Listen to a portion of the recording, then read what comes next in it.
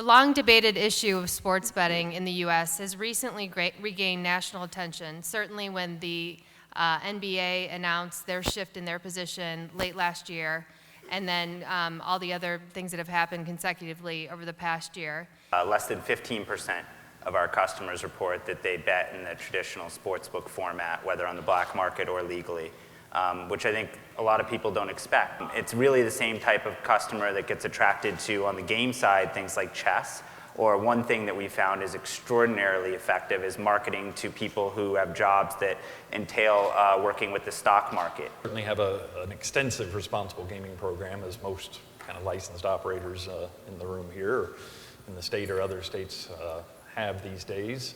That includes, extensive training of the employees, a couple, 3 times a year, and certainly new employees before they start, on how to spot problem gaming, what to do about it, how to kind of manage that in the real life, day-to-day environment. From an ability to pay out standpoint, all of the customer funds are kept in a completely separate bank account. That's something we've done from day one, and I think is extremely important for people to know is the case.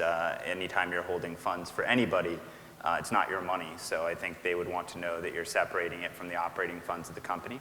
At the lower dollar games, the quarter games, the $1 games, the $2 games, we put a limit on the number of times that any individual player can play. So it's not discriminating against the good players. It's a cap on what any player can play.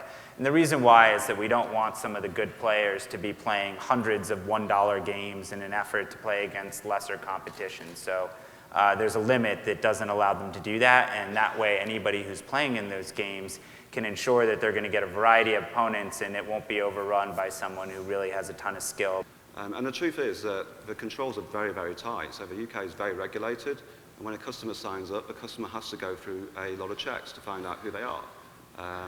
If we can't find out enough information from checking databases, things like the electoral register and those types of things, passport information, then you actually physically have to send documents in to be verified. So there's a process for a customer to sign up, and then once they're signed up, there's then a whole host of protections they can actually put onto themselves, and as an operator we can put there as a default, so things like daily limits, weekly limits, self-exclusion, very prominent, so at any point the customer can say, I'm self-excluding, we can't contact them again. Cooling off periods, so maybe you just want to cool off for a week.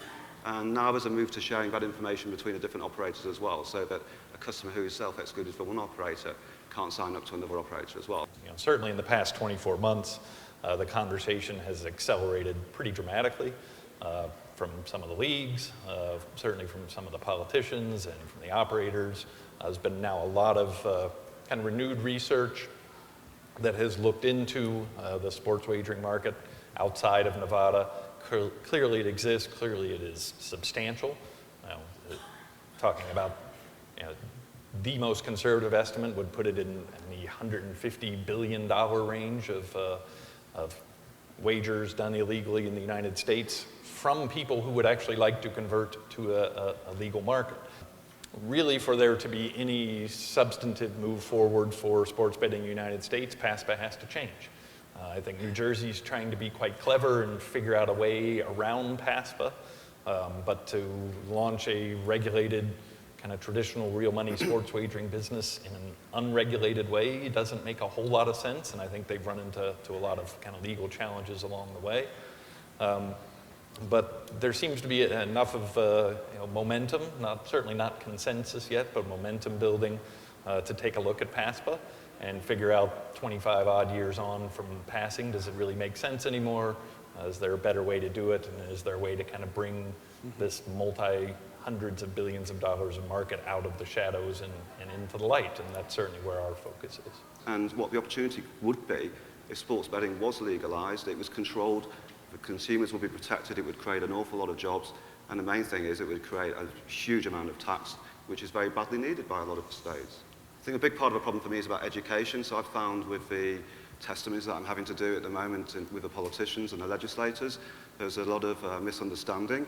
There's a lot of myths out there, particularly around the controls and the problems that all forms of gambling create, which they clearly don't. And I think as an industry, we have to do a better job at actually educating people and pointing to case studies that work. there isn't any illegal betting because it's just available everywhere, but any time by anyone. The only illegal betting that would go on would be kind of with individuals that aren't allowed to legally bet, and they have to find somewhere to do it. But pretty much since the internet happened, the UK Gambling Commission started to regulate everybody, at Gibraltar as well, that you just don't see it.